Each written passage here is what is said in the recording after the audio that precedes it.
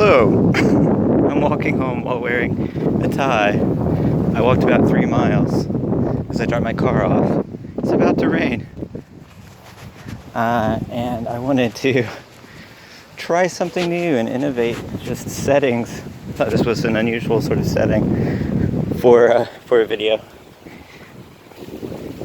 Also, I'm walking down the road and it's about to rain and there are cars everywhere. A little bit scary. There's thunder. So this is also a dangerous episode at the same time. I thought about doing this in case I got mugged, that it would be live on camera if I got mugged.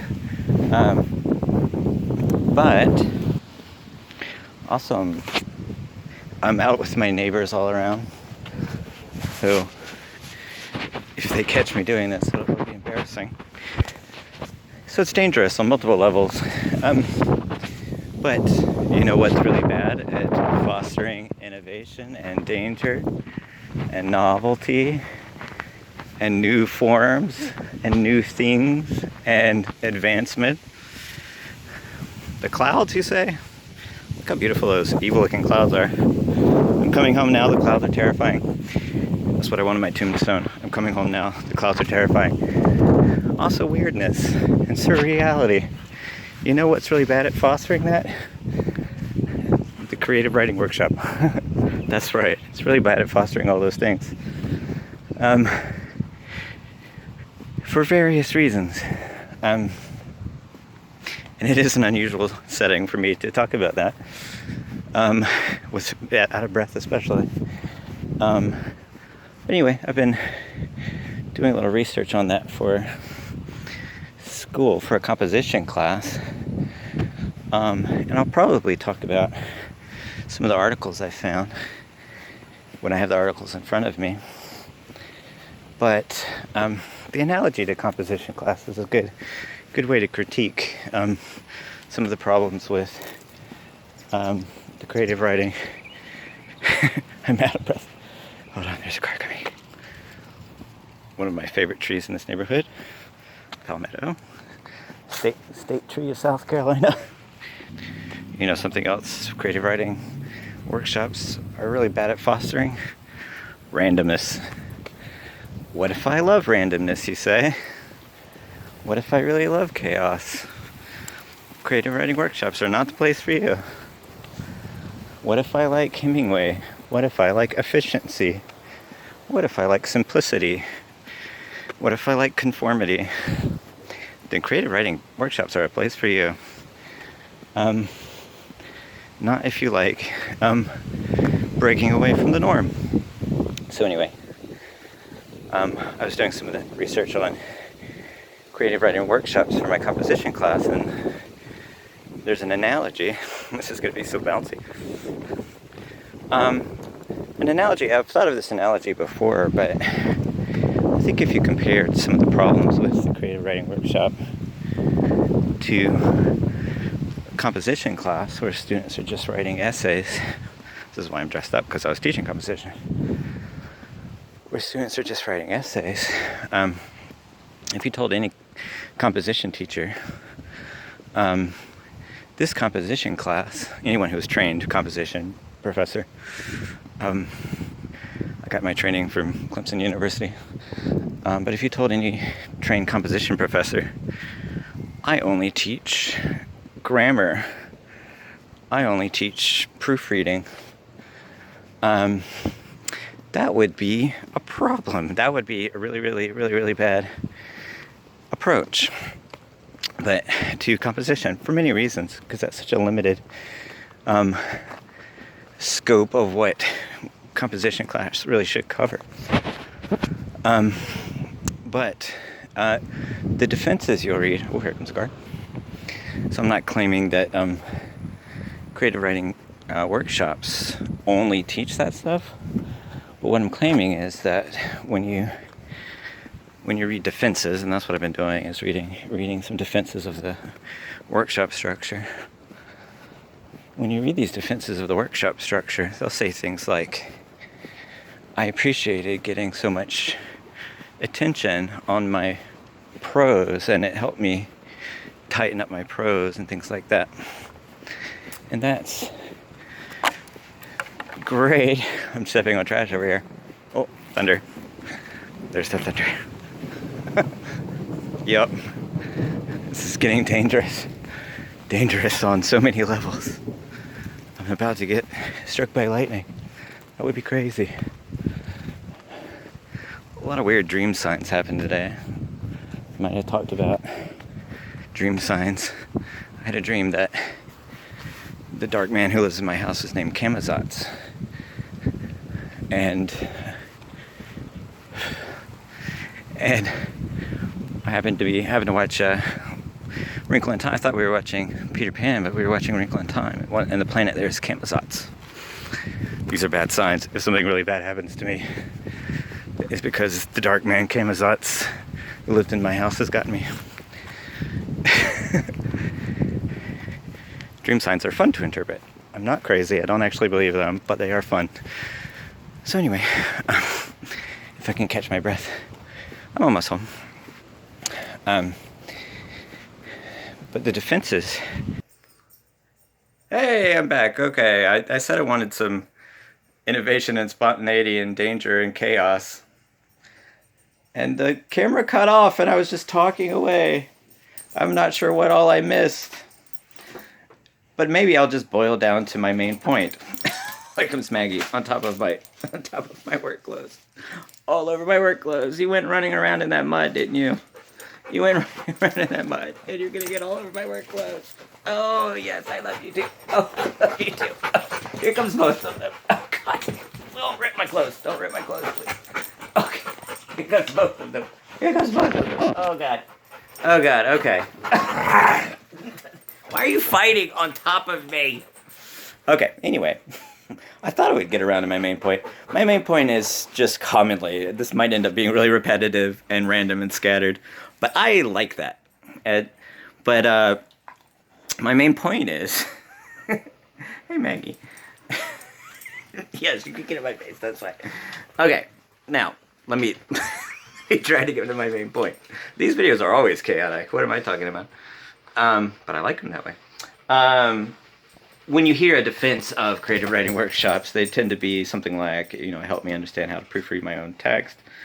It helped me understand what's not clear in a story. That is common. And I'm not saying those are bad things, but those are very, very limited to particular circumstances. So if you have a writer who wants to enhance ambiguity, and that's a totally valid choice. If you look at my friend the Rainbow Circle over here, that center, I'm trying to tie everything to the rainbow circle. But that central value in the rainbow circle is visceral stimulation, which you can enhance via ambiguity. You can enhance by mystery and things like that. If the structure of your particular educational setup is designed to decrease ambiguity, and that is something that I commonly ran across, was lots and lots of time spent saying, I didn't understand this thing. Well, I don't care. It's as long as I'm consciously making it ambiguous, and it helps me recognize what I consciously made ambiguous being valid. But again, it goes back to that composition comparison. In composition, things like proofreading, grammar, stuff like that, those are fine. Those are things that you can help a writer learn how to do. But if your composition teaching is entirely devoted just to proofreading, are you really teaching them to write? So the defense that a creative writing workshop is good because it helps me learn to proofread is a specious defense. The defense that a creative writing workshop helps me become a better writer because it helps me understand what's not clear. It's a specious defense because that's a relatively minor part of the writing process, understanding what's clear and what's not clear. You can strategically use clarity and ambiguity. Clarity is not a universal standard, so and commonly that's the sort of philosophy driving, just in my experience, that's the sort of philosophy driving that sort of emphasis on clarity, ironically, is the belief that tight prose is best, efficient prose is best, clear prose is best, all that kind of stuff. It's good within the context of that format. The creative writing workshop, fiction writing workshop, more specifically, is designed for really a very particular type of story. And this is something that connects with what I was talking about. Whatever order this comes out in, I'm a fan of chaos and randomness. So this other video may or may not come out anytime soon. But I did a little blurb about Little Shop of Horrors. The creative writing workshop is really designed to function like a focus group, and focus groups have a particular value. It's hard to say they universally make all movies better. That's the problem. What if that's the only way you use to assess? I'm being jostled around by my dog. Stop. Why are you jostling me? Why are you jostling me? I'm still being jostled. I'm still being jostled. Okay. This is such a pretty tie. I got this at Walmart for $10. I'm very fancy. Sorry, and random. Where was I? How many of my videos are occupied by me just saying, where was I? But the Little Shop of Horrors was a focus group, so that this very downbeat ending of the plants taking over the world was changed to a more heroic ending. And for that particular story, the focus grouping worked. Focus grouping is good at normalizing, and it works for genres that are already popular. So if you treat Little Shop of Horrors like a heroic story with this underdog and this romantic musical, that story structure is very normal. It's very common, very tropey. You do have a handful of innovative musicals, but if you present it at first as this very tropey, traditional, sort of heroic story, focus grouping works, and that benefited that story. So if you come into the creative writing workshop with that sort of concept of a story that is very normal, and part of the problem is that it's painted as literary when in fact it is just another trope. So if you're writing literary realism, for example, it is very tropey. It is very normal. It's very conformist. It's very, essentially, I have a whole thing about creative writing workshops are designed to write pop music. They're not designed to write art music. They're not designed to write experimental music. They're designed to write pop music. The most blandly pleasing to all people and stripped of genre, basically. So, focus groups are good at writing popular movies, are good at assessing popular movies. Creative writing workshops are good at assessing genres that work within the context of being pleasing to the widest variety of people, And so coming home, I was thinking of, this is going to be another video. I'm setting up all these other videos eventually that I'm going to do. I said at one point I was going to do an M. Night Shyamalan. Why does an M. Night Shyamalan not work? I don't know if I'll do that ever, but we'll see. But I thought I've looked at the scary clouds. The scary clouds reminded me of a Beckett piece, Samuel Beckett piece, called "But the Clouds," which is one of my favorite titles. I might be misquoting the title, actually. It's ... but the clouds ... And so my tombstone, I wanted my tombstone. I'm coming home now. The clouds are terrifying. Those of you, maybe you'll play this at my funeral. I don't know. I'm kind of dressed like I'm going to a funeral. But those of you preparing my funeral, which might not be anybody, I don't know. Might be my mom, and maybe Callum, I don't know. Depending on how old he is when I have my funeral. But I thought of a Beckett piece, and any sort of Beckett piece. Imagine workshopping a Beckett piece.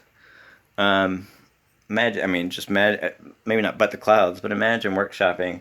Walking reminded me of catastrophe, for example, and or not catastrophe. Oh crap, the one where the old lady's walking. Jeez, I've totally forgot what that one's called. Let's say catastrophe. Catastrophe is about a guy just standing still, and the director and his assistant um, stirring still. Is it stirring still? Whichever one is about the woman who's walking back and forth. It's about a woman who's walking back and forth. I totally regret that I try to think of this play and I am blanking on the title. Um, because I love Beckett. He's one of my favorites, and I'm gonna kick myself for forgetting one of his play titles. But he has a lot that are kind of like that, with just people walking aimlessly or people standing still aimlessly. But Rough for Theater 2 is really my favorite. That's another one of somebody standing still. But Catastrophe, he's just standing still. And people are manipulating him and moving him around. There's nothing really normal about that. There's nothing conventional whatsoever about that as a story. It has really no elements that are really conventional. It's very short. There's no real climax. There's no real development. They just keep stripping away his clothes and things like that. It's very, very intense play.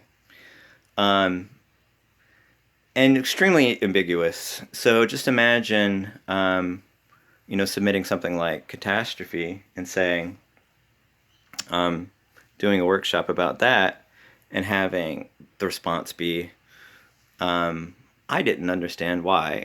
That's so much of the response is something like that. I didn't understand why he was standing there. I didn't understand why so and so, the director, was, taking his clothes off or whatever.